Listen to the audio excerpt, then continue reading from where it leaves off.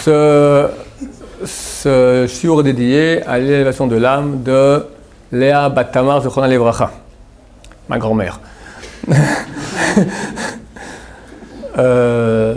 Donc, la question de David. Est-ce que la tchouva dépend de nous? Est-ce que la tchouva dépend de nous? Oui et non. Quand tu parles de la tchouva, tu parles donc des balais de tchouva, ceux qui étaient loin de Torah et qui, en général, même quelqu'un... Il y a plusieurs cas après, parce qu'on voit qu'il y en a qui font de tchouva alors qu'ils vont rien demander, il y en a qui font de tchouva tous les jours, ils font un travail sur énorme. Ça dépend de nous, ça dépend pas de nous. Bon, alors, parlons d'abord des grands balais de tchouva, ceux qui étaient très loin, et un beau jour, ils ont eu un déclic et sont rapprochés. Alors c'est clair qu'il y a des choses qui ont fait que. Il a rencontré une personne qui lui a parlé, ça l'a intéressé, il était à un cours. Mais s'il fait une introspection, il verra bien qu'en fin de compte, il a une résonance dans sa neshama qui a fait qu'il était attiré par ça. Et cette résonance, il ne l'a pas provoquée, donc c'est malgré lui. Donc il est un peu non responsable. Alors comment ça se fait? Après tout, c'est un très grand mérite d'avoir ce réveil. Alors, les livres disent qu'il y a deux raisons qui peuvent provoquer cela. Soit une grande mitzvah qu'il a fait dans sa jeunesse, soit, ou et, des fois c'est les deux commutés, le mérite des ancêtres. Il y a une notion, pareil, que les actions que nous faisons, nous aujourd'hui, rebondissent sur notre descendance, en bien et en mal. On y reviendra parce que c'est important. Donc, on ne fait pas la tchouva comme ça. Il n'y a rien qui est gratuit. Si Dieu maintenant réveille l'âme de quelqu'un pour faire tchouva, ce n'est pas gratuit. Il y a quelque part un mérite qui a fait. Parmi les mérites de ses propres mérites, pas ceux de ses ancêtres. Comme je dis, il a fait une grande mitzvah dans sa jeunesse. C'est peut-être aussi une grande souffrance. La souffrance en soi, c'est un mérite. Quelqu'un qui souffre, un enfant qui souffre, aux yeux de Dieu, c'est quelque chose de très très grand. Même s'il prend mal le mec? C'est quoi s'il prend mal? S'il souffre et il ne supporte pas, il renie Hachem par rapport à cette souffrance. Des fois c'est naturel. Tout dépend qui, quoi, comment, à quel point il connaît Hachem, il ne connaît pas Hachem. Ça, c'est Dieu qui jugera. Mais en soi, la souffrance, déjà, c'est un grand mérite. Et grâce à ce mérite, des fois, Hachem peut faire tchouva à quelqu'un. On a vu aussi dans notre vie, un peu l'expérience que j'ai vue, des gens qui ont des bonnes midotes, des gens qui sont, même ils se comportent pas du tout en tant que juifs, d'accord? En tant qu'être humain non juif. Mais au moins, ils sont bons. Ils sont honnêtes, ils sont bons, ils ont la compassion pour l'autre. C'est un grand mérite aussi, Hachem aime cela. On voit très souvent qu'ils sont aidés dans leur tchouva maintenant. Aider, ça veut dire quoi? C'est-à-dire que Dieu va réveiller son âme. Mais c'est certain qu'il aura des épreuves à franchir. D'un côté, il y a un appel, mais d'un côté, tu vas contre courant. Le monde entier va exactement dans le sens contraire de ce que tu veux. L'appel de la vérité, c'est une chose qui n'est pas très à la mode. Aujourd'hui, éclate-toi, amuse-toi, kiffe, surtout pas, oh là là, tu me saoules. Le but de la vie, ces questions-là, difficile. Mais un jour, tu sais, on finit sous la tombe, oh là là, en plus, t'es cynique, d'accord, insupportable. Et non, le roi Salomon, il dit, il est mieux d'aller dans une maison de deuil qu'un mariage. Pourquoi? On kiffe là-bas chez les endeuillés? Non. Mais on voit que le type qu'on connaissait hier, il n'est plus là. On fait une projection sur nous. Si lui, qui était là, il était souriant et bien bon vivant, tout coup, il a disparu. Alors moi, qu'est-ce qui se passe avec moi? Le Zohar, il dit que l'homme croit qu'il va vivre éternellement. Le Zohar se trompe, que tout le monde sait que personne ne va vivre éternellement. Mais pourquoi le Zohar, il dit ça? Il n'est pas bête, le Zohar. La personne vit comme si elle va vivre éternellement. Qui pense à sa mort? Qui pense à sa mort? Pensez-y, messieurs. Rasra. Le Chavetz Chaim, tous les jours, il partait, il quittait les Shiva, il est dans la forêt. Une fois, on l'a suivi, et il allait près d'un trou comme ça, comme une tombe. Un trou comme ça. Et il se disait, mon cher ami, tu as étudié quelques pages de Gemara aujourd'hui, tu as fait le Mishnah Berurah, pour qui tu te prends? Bientôt tu finiras sous terre. Les vers de terre vont manger ta chair. Qu'est-ce que tu vas donner? Tu vas devoir maintenant rendre compte sur tout ce que tu aurais pu faire dans ta vie, tu n'as pas fait. Tu aurais pu faire plus dans la vérité, plus. Pensez-y. Rien de plus vivifiant. Il y avait, quand j'étais jeune, un chanteur crétin, je crois qu'il s'appelait Michel Fugain, je crois qu'il s'appelait. C'est pas connu, hein, c'était... Rassera, comme tu dis, t'as connu, bon, toi, t'es un vieux. Chante la vie comme si tu devais mourir demain. Chante la vie, chante. Bon. Comme si tu devrais mourir demain. Ça veut dire quoi? Je suis 24 heures à vivre, mon cher ami. Vas-y. Dans 24 heures, t'es mort. Qu'est-ce que tu fais? Je chante. Hein? En tout cas, une chose est certaine. Tu vas profiter de chaque minute, l'intensité maximale possible. Il ne me reste plus que 24 heures à vivre. Chaque minute, elle ne revient plus jamais. Mais mon cher ami, il n'y a aucune différence entre dans 24 heures et dans 70 ans ou dans 120 ans. C'est la même chose. Il y a une fin. Et chaque jour ne revient plus, chaque seconde ne revient plus. Profite. Profite. C'est quoi profiter? Pas aller au Club Med. Réalise-toi dans le juste, dans le vrai. Au maximum. Si on se rendait compte. C'est très, très vivifiant. Réalise-toi comment? Hein? Réalise-toi comment? Dans le vrai, dans la Torah, bien sûr. Quelqu'un qui va regarder ce cours, il va faire quoi après ça? Quelqu'un qui est loin de Torah, cherche-vous la vérité. Est-ce que tu penses que vraiment, sincèrement, tu es venu sur Terre maintenant pour vivre et vivre un certain temps et mourir? Pourquoi? Avoir un bac, après un bac plus, 5, 6, 7, après avoir un papier, une voiture, une maison, des enfants, qui vont aussi vivre, tout le monde finit dans la tombe. Se réaliser, c'est ça pour lui? C'est ça, se réaliser? Non, sois authentique. C'est quoi? C'est ça le but de toute l'histoire. Le monde entier a été créé tout ça pour ça. On est des animaux, un peu plus performants que l'animal, mais on mange comme l'animal, on a ses besoins comme l'animal, on se reproduit comme les animaux et on crève comme les animaux. Ça vaut la peine d'avoir la conscience que nous avons, la faculté de concevoir qu'il y a un Dieu qu'aucun animal a. Peut-être tu te trompes, peut-être qu'il y a un autre. Va au moins chercher, vérifie, mais rate pas ta vie. C'est pas évident que tu as une preuve que ta façon de faire est la bonne. Vas-y, amène des preuves. Il n'y a aucune preuve. Ceux qui ont des preuves, c'est nous. Les seuls au monde. Vas-y, réalise-toi. Et perds pas une seconde. Et ici, ceux qui savent déjà qui sont dans le coup, profitez, messieurs. Plus de mitzvot, plus de Torah, plus se rapprocher de Dieu. On est là pour un temps très court. La vie passe vite. Demandez aux vieux. Ça passe très vite, la vie. Très, très, très vite. Après, on se retourne, on voit qu'on n'a rien fait. On a perdu notre temps. Et ça, c'est ce qu'on rencontre quand on est un peu vieux. Mais quand on parle de la Maba, oulala. Chaque seconde, on va être jugé. T'aurais pu faire là, t'aurais pu faire là. On prend une seconde. Alors, on prend mardi, 11h56, 30 secondes. T'as fait quoi? J'étais dans mon lit. Pourquoi dans les tzadikim? Une mitzvah par jour et encore. On ne va pas s'acharner sur lui comme ça, si. Mon cher ami, toi-même, quand tu vas regarder ton film du mardi 15 septembre à 15h53, tu faisais rien. Ok. À 53, 10 secondes, c'est toujours rien. Tu vas dire, mais c'est terrible. Après 20 secondes, toujours rien. 20 secondes de ma vie, j'ai rien fait. 20 secondes de ma vie. Il remplit sa vie toute la journée, ok. Quelqu'un qui a rien rempli dans sa vie. Il fait une mitzvah, 2-3 mitzvahs comme ça par jour et encore. Et on va jouer un petit peu les caves d'écoute, non? On va dire, bon, c'est bien, t'as déjà fait ça, ok. Tu faisais rien. Il n'y a pas de casse-route dans l'Olam Haba. Casse-route, c'est ici. Dieu, il est juste. Dans l'Olam Haba, c'est la justice pure. Ici, dans ce monde-ci, Dieu a associé la miséricorde à la justice. Mais Dieu, il est juste. Alors pourquoi il y a 2 jours de Rosh Hashanah? Pardon? Pourquoi il y a 2 jours de Rosh Hashanah? Dans ce monde, Dieu a voulu que, je l'ai souvent dit ici, que Dieu a créé d'abord 26 mondes qui étaient que basés sur la justice divine rigoureuse. Et à un moment, et ces mondes n'ont pas tenu. Alors Dieu a associé après la miséricorde. Associé. C'est un associé. Il y a bien un jugement, chaque seconde on va juger. Et ça, je t'ai répondu, c'est dans l'Amazé, dans ce monde. Dans ce monde, Dieu associe la miséricorde, mais pas dans l'Amaba. Dans l'Amaba, il y a un jugement, il y a un bilan. Oublie le jugement de Dieu.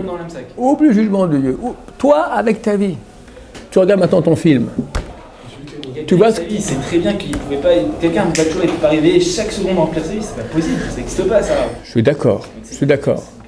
Mais commence à travailler, fais plus. Dieu ne demande pas de changer. Comme je dis, des millions de fois, on n'est pas des crêpes. Mais avance. Commence.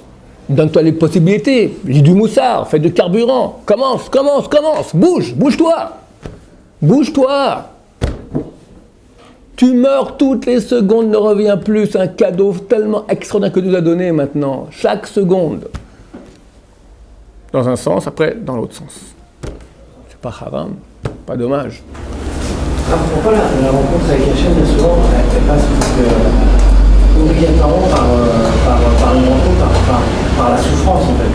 Parce que pour avoir une proximité ou quoi que ce soit, comme vous avez dit, il y a une personne qui a souffert avant, quoi que ce soit, donc il y a non. C'est même on dit, je trouve qu'il y a dans le Midrash qu'une personne qui n'a pas souffert pendant 40 jours, elle doit s'inquiéter parce que peut-être la perte de son Regarde, je dis quelqu'un a fait tchouva pour deux raisons. Pour le mérite d'une missa qu'il a faite dans sa jeunesse ou par le mérite des ancêtres. Après, j'ai rajouté que des fois le mérite il est la souffrance, mais c'est pas forcément que la rencontre avec Dieu se fait avec la souffrance. Il est vrai que quand on est dans ce monde, on ne voit pas Dieu. Et dans notre jeunesse, on n'a pas une conscience de Dieu. On nous a appris qu'il y a un Dieu, mais on n'a pas la conscience de cela. Le monde qu'on connaît, c'est le monde qu'on voit avec nos sens. On perçoit le monde, quand on est petit, avec nos 5 sens. C'est tout, ce que je vois. Après, quand on grandit, si on grandit, on peut commencer à penser qu'il y a aussi une spiritualité, on peut être sensible à des choses plus grandes, mais pas tout le monde. Ce qui est direct et clair, c'est le physique.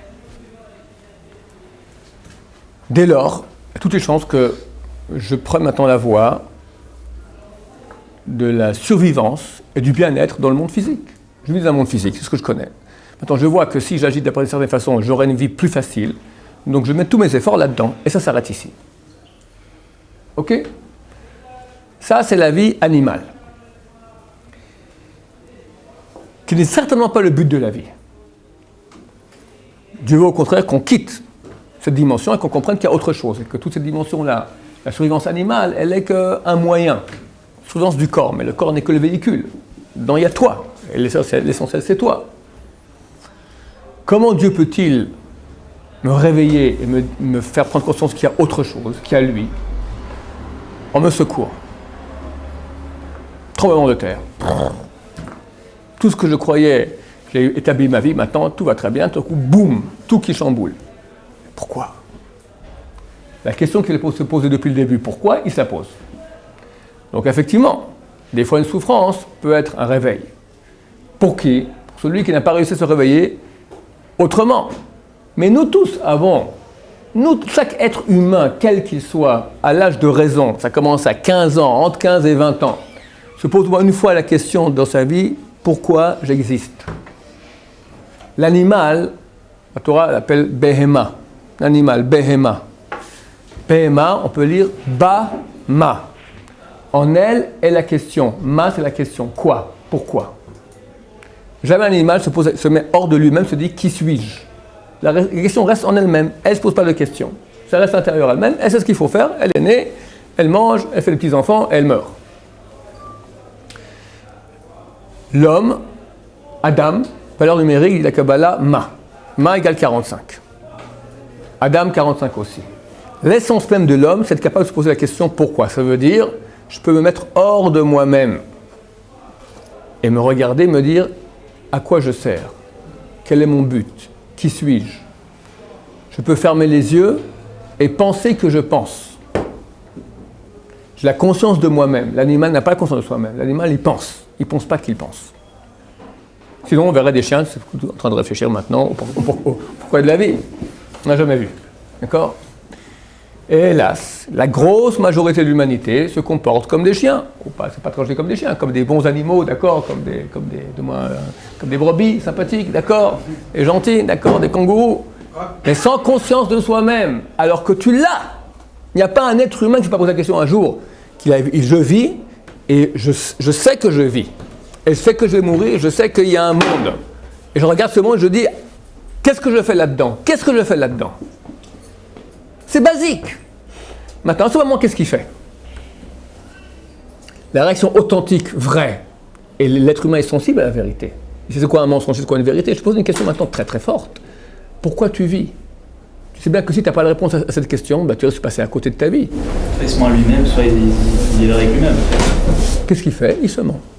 Il se dit, cette question, oulala, elle implique beaucoup trop de choses. Je dois commencer maintenant peut-être à changer mon système de vie. Ça m'embête. Je veux pas. Je suis un menteur. Ça veut dire, je suis un menteur. Je fais un choix de mensonge, de passer à côté de la question des questions, la plus authentique, la plus basique, il n'y a pas de mots, d'accord, primordiale de la vie. Tu as reçu un cadeau qui vaut une fortune.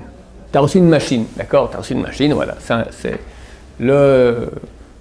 l'ordinateur le plus performant au monde.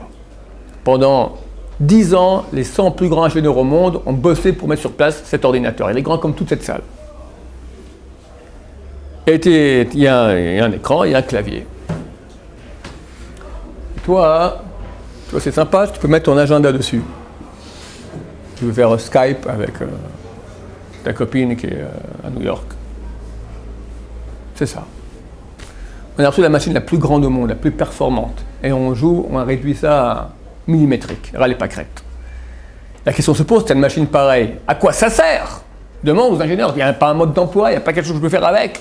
Dites-moi, ce truc-là, il y a bien un but. C'est très compliqué.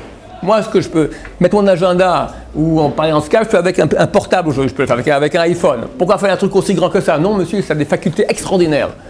Ben, moi, ça me suffit le iPhone. Mais tu as reçu ça. Qu'est-ce que tu fais avec? Alors, qu'est-ce qu'on fait? On cherche le mode d'emploi. Le problème, c'est que quand on cherche le mode d'emploi, tu en as 100 qui viennent et disent, ah, le voici. Christianisme, islam, judaïsme, communisme, bouddhisme, comment il s'appelle, Sartre, c'était quoi son mouvement à l'époque, existentialisme, d'accord, etc., etc. Qui a raison? Ben, je vais chercher. Ben, tu passeras toute ta vie à chercher. Alors nous, on vient un beau jour, on dit, messieurs, on a des preuves, par A plus B, tac, tac, tac, tac, tac, tac, tac, terminé, tu as des preuves, personne n'a des preuves. Voilà. Et le tour est joué. Et la question des buts, qu'est-ce qui déclenche ça que le mec il a envie de se poser la question? Alors, on revient maintenant au sujet initial. Attends, juste une question avant, oui. Et surtout qu'aujourd'hui, moins de fois vous avez montré sur Internet, et pas que vous, il y en a plein d'autres, qui ont montré que d'accord, on a toutes les preuves, etc. Et ça ne les empêche pas de ne pas faire des choix. Ils n'ont pas envie. C'est des menteurs. Toutes les personnes se mentent à elles-mêmes. Tous ceux qui ne sont pas religieux, qui ont déjà... Mais nous-mêmes, on se ment à nous-mêmes. Toute la journée. Toute la journée. Tu fais sirote maintenant tous les jours? Pourquoi pas? Hein? Fatigué.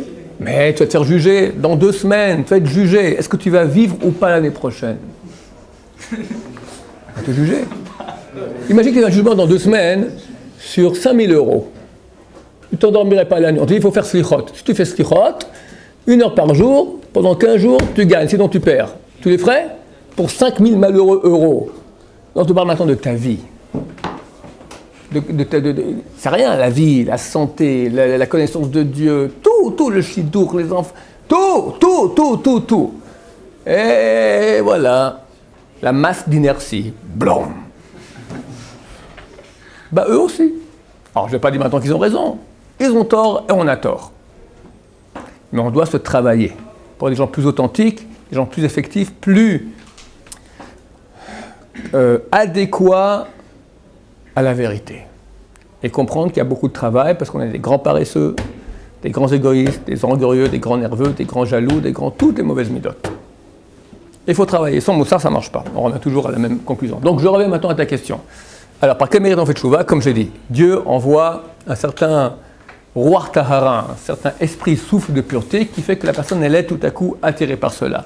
Elle aura néanmoins des choix. Et ce n'est pas forcément qu'elle va réussir. Il y en a beaucoup qui arrêtent en cours de route parce que de nouveau, ils préfèrent le mensonge. C'est plus facile. L'équation elle est simple. Vérité dure, mensonge facile. Alors, très souvent, on a plus envie d'être une vie facile qu'une vie vraie. Vrai, dur ou mensonge facile, très souvent les personnes préfèrent le mensonge facile, surtout les menteurs. Petite parenthèse maintenant pour les midotes, c'est tellement vrai. La Torah interdit de mentir. Beaucoup de gens mentent. Beaucoup, même des religieux. La magouille, c'est une spécialité. D'accord? La magouille, le mensonge, etc. qu'est-ce qu'il perd, à part le faire un péché chaque fois qu'il ment? Il perd sa sensibilité à la vérité. Pour lui, dire un mensonge, ça fait rien. C'est rien dire un mensonge, c'est rien. Il n'a aucune sensibilité, il n'y a pas aucune frontière à cela, aucune résistance. Le fait qu'il n'ait pas de résistance, à dire un mensonge, fait qu'il devient insensible à la vérité. Et même à sa propre vérité. Lui-même, dans le temps de sa vie, il n'est pas capable de savoir qu'est-ce qui est vrai, qu'est-ce qui est faux. Bien qu'il y ait un appel à la vérité en lui, oui, mais je peux aussi trouver une vie plus facile autrement. Mais tu mens. Et alors? Je fais que mentir toute ma vie. Ça ne fait rien. Il devient insensible à la vérité. La grande perte des menteurs, c'est qu'eux-mêmes perdent leur sensibilité au seul phare de leur vie, être sensible à la vérité. Je ferme la parenthèse. Donc, même après avoir reçu ce souffle de pureté que Dieu nous envoie, il y a encore des efforts à fournir. Parce qu'une fois que j'ai compris que je veux avancer, c'est pas facile. Comme je vais à contre-courant. Le monde aujourd'hui n'est pas intéressé par la spiritualité, il est intéressé par le monde animal, à peu près ça, en mieux, animal, voilà, en 2 mots. Et toi tu vas contre courant, et tu le remets en question, donc des fois tu suscites la haine.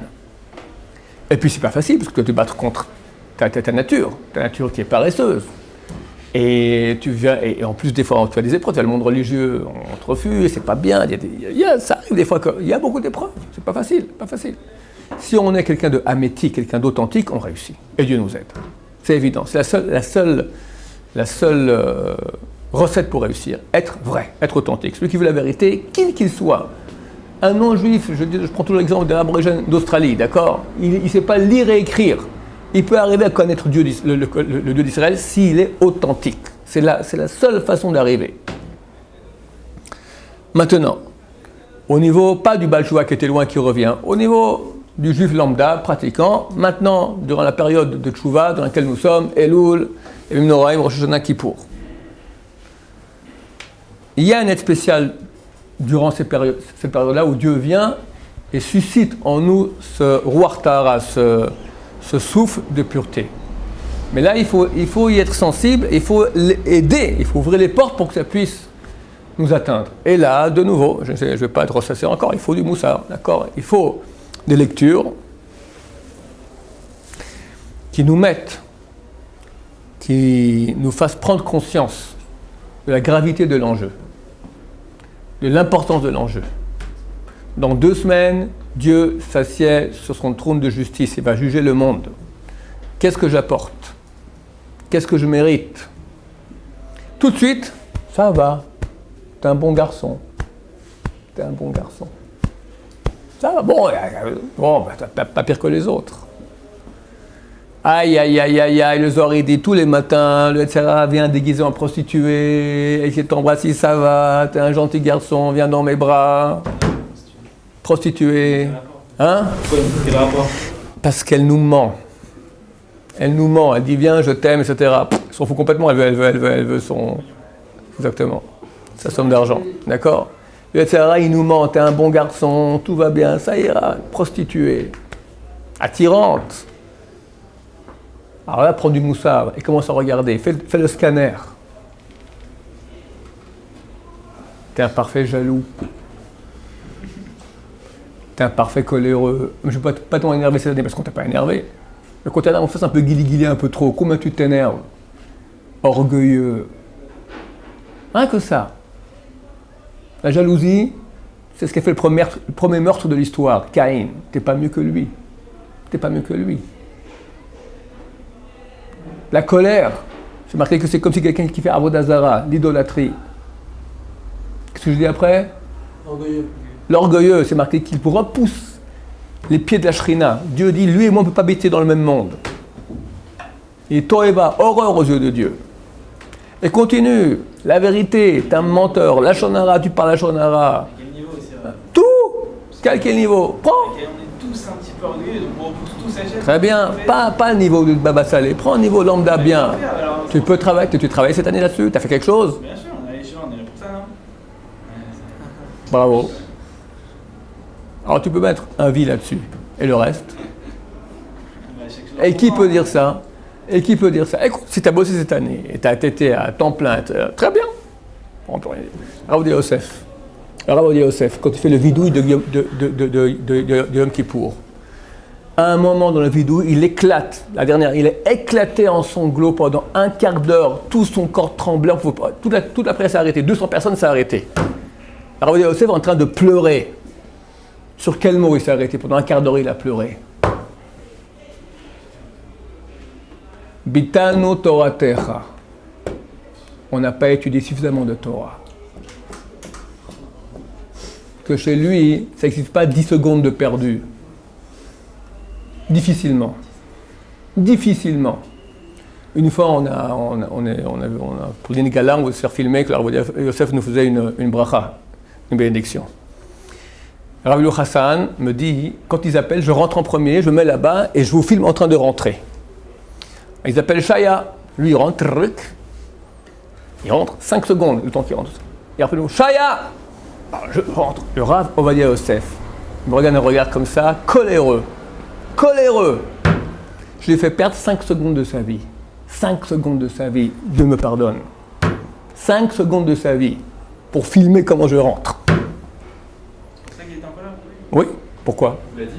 Mais j'ai vu, j'ai compris, je comprends très vite. Hein. C'est pas besoin de faire un dessin. Il faut savoir qui c'est le monsieur. Il y a 4 Moalim au monde qui peuvent faire la brique Mila chez lui. 4 Moalim. Un m'a raconté une fois, il est allé, lui, nous, alors, il ne pouvait plus bouger, d'accord? Il prend que 4, il est hyper rapide. Hyper rapide, il n'a pas de temps. Torah, jour et nuit, Torah. Et il pleure un quart d'heure à sanglots, tout le visage, les larmes partout. Alors tu me dis, j'ai un vie, je ne suis pas trop orgueilleux, t'as bossé, vas-y, bosse. Qui peut dire je suis ok? Je ne pas dit qu'il n'est pas ok, alors on fait tchouva. Quelqu'un qui arrive à quelqu'un de normal, quelqu'un de correct, c'est pas un fou, c'est pas un orgueilleux grave. Il ne peut pas se dire, bon, j'essaie de maintenir. Quelqu'un fera son bilan, plus il verra qu'il a des problèmes. Les gens qui sont loin de Dieu, ils disent tout va bien. Ceux qui sont proches de Dieu disent rien va bien. T'as bien compris ce que je dis? Les gens lambda dans la rue, traditionnalistes, moi, Baruch Hashem, j'ai tué personne, pas fait l'adultère, je suis un bon juif, je donne la tzedaka, je suis impec. Dieu il sait, on est copains. Il se met le doigt dans le nez, il se met le doigt dans l'œil, jusqu'au coude. Jusqu'au coude, il se met dans l'œil. Mais écoute la suite. Celui qui est tzaddik, il prend chaque point que j'ai dit. La bracha, comment j'ai fait la bracha? J'ai pensé ce que je disais. Je pensais à donner un kol à Yehova éveillé. J'ai toujours fait la bracha avant, toujours la bracha après. Jamais oublié. Jamais oublié une bracha de batala. Je prends un point. Mais il y en a comme ça des milliers. Il prend tout en revue. À la fin, il se dit, mais je suis un rachat. Et il éclate en sanglots et demande Dieu pardon. Lui, Dieu lui excuse. Il demande pardon. Il a fait son bilan. Ok, on n'est pas sadique, mais au moins on demande pardon, on essaye, on a remarqué, on a fait quelque chose. Pas tout va bien dans le meilleur des mondes. Non, pas tout va bien dans le meilleur du monde, entre guillemets, chacun son niveau. C'est-à-dire qu'on peut pas. Il y a certaines choses qui me font. Mais reconnais au moins qu'il te manque tout ça. Dis Dieu, tu connais mon niveau, j'essaye, je sais qu'il m'en encore tout ça. Excuse-moi, je reconnais, j'ai tort, je fais de mon mieux, j'essaye de mon mieux. On peut toujours plus, d'accord? Fais un bilan. Parce que ça peut être super cassant de dire, parce que là je suis au niveau, qu'est-ce que je fais? Mais tu demandes pardon à Dieu et tu avances. Ok, il ne faut pas se casser. C'est vrai qu'il faut trouver la bonne. Mais pas dans l'inverse, dans l'antipode inverse. Dis tout va bien. Non, rien va bien. Dieu sait que. Au moins je reconnais que rien va bien. Je ne suis pas cassé à cause de ça. Je suis pas mort. Ok, mais au moins je reconnais, rien va bien. Je dois faire des efforts. Je dois pas commencer pas continuer à être insouciant, tout va bien. On va crever comme ça, insouciant. On va crever après 80 ans, 120 ans. T'es le même bourré de défauts. Combien de gens m'écrivent avec le grand-père? Insupportable, coléreux, méchant. On peut dire quelque chose à 80 ans, fais un petit coup d'amidot. C'est mort. Parce que monsieur, toute sa vie, je suis un bon juif. Non, t'es pas un bon juif. Reconnais-le au moins dans ces jours-là. Ne sois pas cassé, c'est trop dur, je quitte tout, j'en peux plus, je suis un nul. Non, on est tous des nuls. Alors ça va, t'es pas trop mal, t'es comme nous. Bon, moi je reconnais, et je comprends maintenant que je dois avancer, donc je fais un bilan, je fais une stratégie, j'avance, je fais des efforts, j'avance. Mais au moins, un malade qui ne sait pas qu'il est malade, qu'est-ce qu'il peut faire? Il va mourir. S'il sait qu'il est malade, il y a des chances, au moins il commence à se renseigner, il essaye quelque chose, quelques thérapies. Mais s'il ne sait pas qu'il est malade, Donc faire le bilan. Le bilan, c'est aussi justement de se dire qu'on a pu avancer, être en joie vis-à-vis de ça. Très bien. Mets les bons points dans le bilan. Mets les bons points. Entièrement d'accord. Mais sur les bons points, on ne doit pas faire choix sur les bons points. On va faire sur les mauvais points. Alors, j'ai des bons points, donc je ne suis pas un nul, donc je ne vais pas commencer à être en déprime. Maintenant, quels sont mes mauvais points? J'en ai. Je ne vais pas me tirer une balle parce que j'ai des mauvais points chez moi. Je comprends que j'ai au moins 10 000 mauvais points. Ok. J'ai beaucoup de bons points, mais j'ai des mauvais points aussi. Ok, alors maintenant, commençons à arranger. Qu'est-ce qui ne va pas? De la dire, ouais, je suis un rachat, et tout, parce que au détail que vous dites. Écoute, il y a un qui peut dire rachat. Il y a un qui peut dire rachat et reste. Tout dépend de la personne à quel point elle est construite. Quelqu'un qui est construit, il peut dire je suis un rachat et il reste construit. Il y en a un qui dit rachat, il n'est plus rien. Ok. Qu'est-ce que je dis? On peut très bien tomber dans la tristesse, c'est dangereux quoi. C'est dangereux, c'est dangereux, c'est dangereux. Tout sans tristesse. D'accord? Mais pas dans l'insouciance. Ok, on s'arrête ici, que Dieu nous inscrit tous, nous aide à faire le tchouva d'abord, nous aide à faire le bilan, à reconnaître ce qui ne va pas, parce que chez tout le monde ça ne va pas. Et qu'on ne soit pas cassé à cause de ça, et qu'on mette des stratégies en place, et qu'on avance, et que ça me bénisse la chaîne. Dieu nous inscrira tous dans le livre de la vie. Amen.